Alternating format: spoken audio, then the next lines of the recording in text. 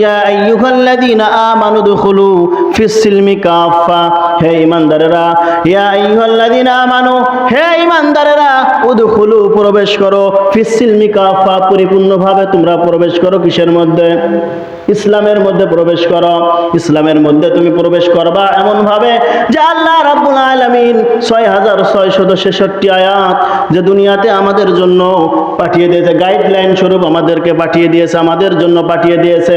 এই পরিপূর্ণ ঈমানদার, পরিপূর্ণ আয়াত যদি আমি আপনি মানতে পারি, সুদকে সুদ বলতে পারি, ঘুষকে ঘুষ বলতে পারি, হারামকে হারাম বলতে পারি, হালালকে হালাল বলতে পারি, যদি এই সুন্নাত মোতাবেক রাসূল, আমি রাসূলের সুন্নাত মোতাবেক চললো, কানা মাই ফিল জান্নাহ, আমি রাসূল সাল্লাল্লাহু আলাইহি ওয়াসাল্লাম বলে দিলাম ওই ব্যক্তি হাসরের ময়দানে আল্লাহর তৈরি জান্নাতের মধ্যে চলে যাবে।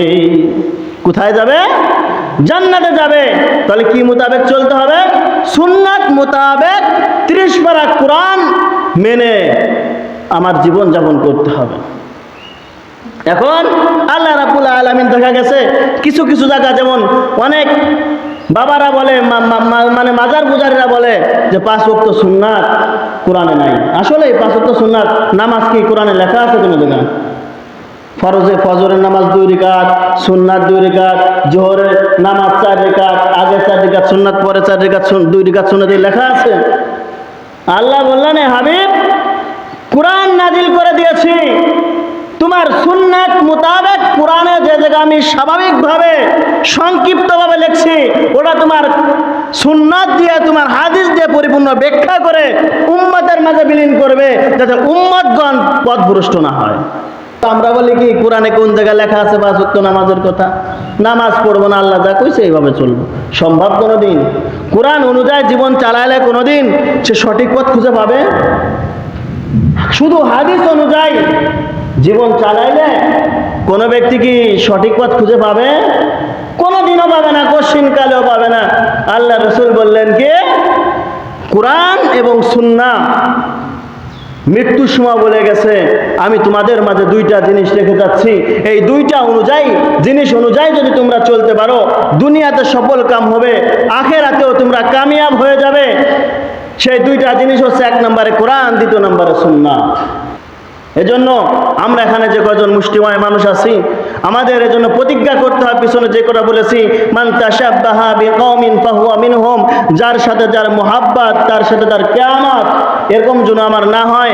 সামনে খেলা শুরু হয়ে গেছে, বিভিন্ন জনে বিভিন্ন ঘরের উপরে দেখা যাবে আর্জেন্টিনার পতাকা লাগাইতেছে, ব্রাজিলের পতাকা লাগাইতেছে। এগুলো নামান।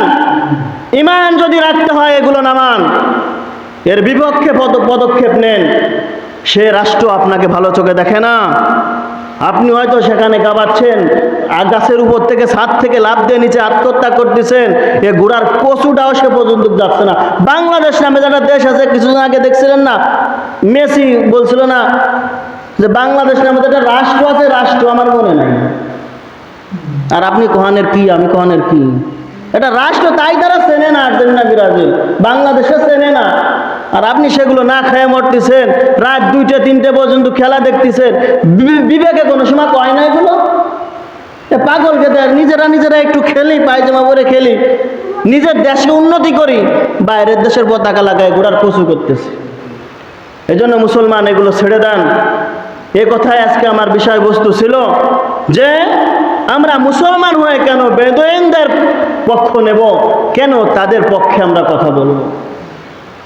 বিভিন্ন জায়গা দেখেন, সারা পৃথিবীতে, গোটা পৃথিবীর মুসলমানদেরকে মারার প্ল্যান চলতেছে, মুসলমানদেরকে দুনিয়া থেকে তাড়ায় দেওয়ার খেয়াল চলতেছে। আর আমরা সেই বেদুইনদের পতাকা নিয়ে আমরা এইভাবে নাড়াচাড়া করি, মাথার উপরে, ছাদের উপরে, আম গাছে, কাঁঠাল গাছে বাঁধতে দিয়ে দেই।